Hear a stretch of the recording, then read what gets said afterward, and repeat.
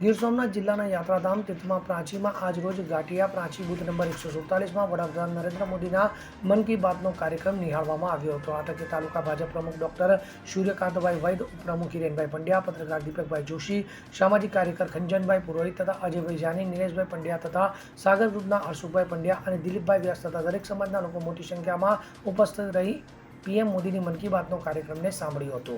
ભાઈ સૂર્યકાંત સાગલા, સુત્રાપાડા તાલુકા ઉપપ્રમુખ, બ્રહ્મ સમાજ પ્રાચી તીર્થ યાત્રામાં આજે મન કી બાતનો કાર્યક્રમ યોજવામાં આવેલો। બધાએ સાથે મળીને જોયેલો, નિહાળેલો।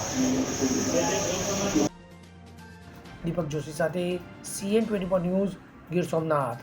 હવે જુઓ દેશ દુનિયાની તમામ ખબરો તમારી આંગળીના ટેરવે। ઉઠાવો મોબાઈલ અને ગૂગલ પ્લે સ્ટોર પરથી ડાઉનલોડ કરો અમારી CN24 ન્યૂઝ મોબાઈલ એપ।